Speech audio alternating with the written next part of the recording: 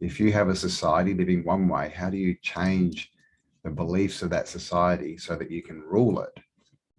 Well, the answer is you start with the children.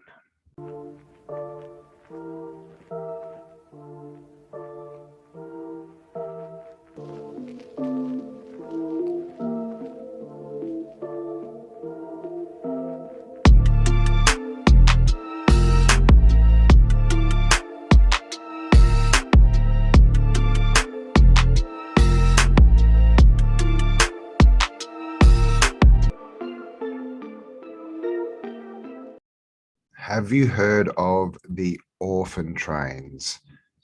And this is what they use to separate children from their parents so that they could then educate these children into their belief system and basically educate them into being workers for the system.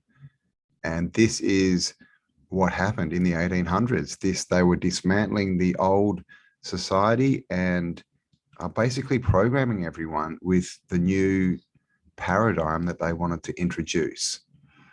So it says here under orphan trains, between 1854 and 1929, the United States was engaged in an ambitious and ultimately controversial social experiment to rescue poor and homeless children, the orphan train movement. The orphan trains operated prior to the federal government's involvement in child protection and child welfare. While they operated, orphan trains moved approximately 200,000 children from cities like New York and Boston to the American West to be adopted. Many of these children were placed with parents who loved and cared for them. However, others always felt out of place and some were even mistreated. During the 1850s, there were thousands of children living on the streets in several major cities. The children were in search of food, shelter, and money. They sold rags, matches, and newspapers just to survive. The children formed gangs for protection because life on the street was dangerous and they were regularly victimized. The police often arrested children, some as young as 5 years old, and put them in lockup facilities with adult criminals. Determined to remedy the situation, the Children's Aid Society of New York Foundling Hospital devised a program to take children off the streets of New York and Boston and place them in homes in the American West, rather than allow them to continue to be arrested and taken advantage of on the streets. Okay, so we have a few big questions here. Where did all these children come from? Okay, this is the story. This is the mainstream, obviously, right? It's his story. This is what they're telling us, that, of course, it was all benevolent people out there just trying to help the children. Now, if you have been paying attention in the last year or two, you will know what really has been going on with children. And this is where it started, guys. This has been going on, a couple of 100 years. Okay, they were stealing children and then they were selling them and sending them out to people as orphans. The story is they sent them out, to the country where they'd have a better life, and they'd also help the families because they'd have more labor.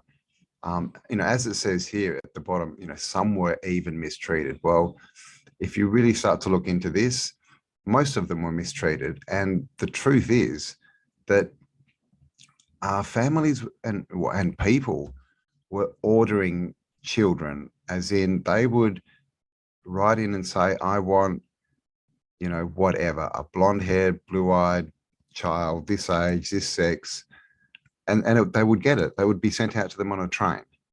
And so you can imagine with this kind of process, you can imagine what kind of people jumped in there and started claiming children. So in the beginning, the orphan train movement, the trains that took children across the country were little better than cattle cars and only had makeshift bathroom facilities. The conditions of the train cars improved in later years as more money became available, and in the final years, the children rode in sleeping cars. At one time, there were between 30 to 40 children, infants, and teens traveling with 2 or 3 adult chaperones. The children often had no idea where they were going, and they were only told that they were going to take a train ride. And a quote from an orphan train rider. I just finished eating, and this matron came by and tapped us along the head. You're going to Texas. You're going to Texas. Well, some of the kids, clapped and laughed. And when she came to me, I looked up and I said, I can't go. I'm not an orphan. My mother's still living. She's in hospital right here in New York. You're going to Texas. No use arguing. So there you go. That's a quote. There were so many homeless orphans in the 1800s that they were auctioned off to the highest bidder. And we see down here, when trying to explain why there were so many orphans, they put it down to immigration. Basically, they say all these people moved to, we're talking about the USA in this article. They said all these people immigrated to the USA, and they were all poor. So they couldn't afford to look after their children, which doesn't make a lot of sense. Then it goes on to say that, a lot of the fathers that were poor had to take dangerous jobs, and a lot of those people died, leaving mothers with children that they then couldn't, support. And this is really the story. And then, of course, they sort of talk about the women with low morals and all this kind of stuff, shall we say, because a lot of this was very religious driven as well, and moralistic. Or at least that's what they tell us, right? And so as many as 30,000 homeless children in New York in 1850. I've got a picture here of some kids sleeping in a mud-flooded window. And it says the children's mission to the children of the destitute launched the first orphan train in 1850. And it says here the first orphan train. The children's mission to the children of the destitute launched the first orphan train in 1850. The Protestant charity corralled the kids by searching all over the city to locate them. And it says 30 kids traveled from Boston's New Hampshire and Vermont to find homes. Down here we see Children's Aid launched its first orphan train in October 1854. The train traveling from New York City to Dowagiac, Michigan, carried 45 homeless children. When they arrived at their destination, local farmers and craftsmen bid on the children in an auction. The family took the children home, where they worked in the fields and in other capacities.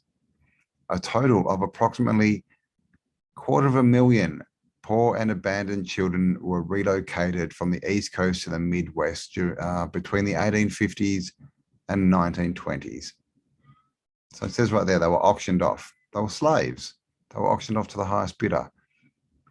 And then, of course, it tells us why, because some orphans were thieves and drunks, right? Blame the kids.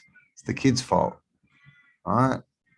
Orphanages were overcrowded and kids were kicked out at age 14. So there were so many orphans, they couldn't even keep them in the orphanages.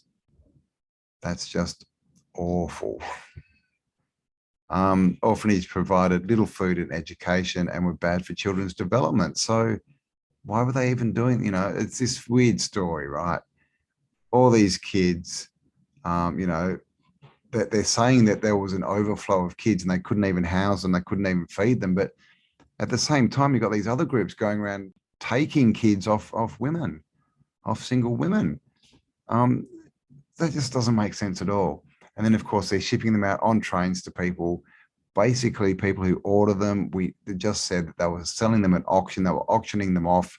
Who was getting the money for that? Who was keeping the money? This is a business. So very nefarious, but this is